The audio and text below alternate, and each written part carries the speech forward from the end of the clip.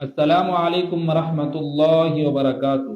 آج کی یہ ویڈیو خاص ہونے والی ہے ان والدین کے لیے کہ جو اپنے بچوں کے رشتے کے حوالے سے پریشان ہیں، یا تو رشتے ہو نہیں رہے یا ہو کر ٹوٹ جاتے ہیں، رشتوں میں رکاوٹیں پیدا ہو رہی ہیں۔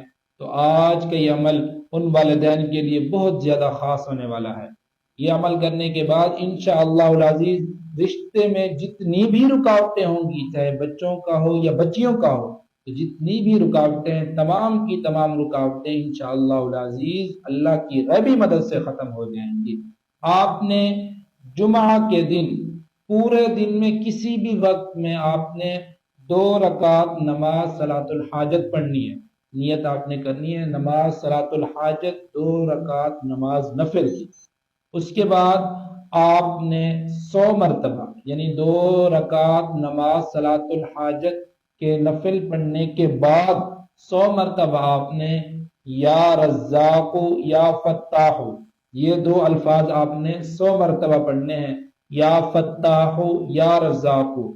اس کو پانی پر دم کر کے آپ نے پی لینا ہے۔ جس کے رشتے میں رکاوٹ ہے، بچہ ہو یا بچی ہو، آپ نے اس کو پانی پہ دم کر کے پی لینا ہے۔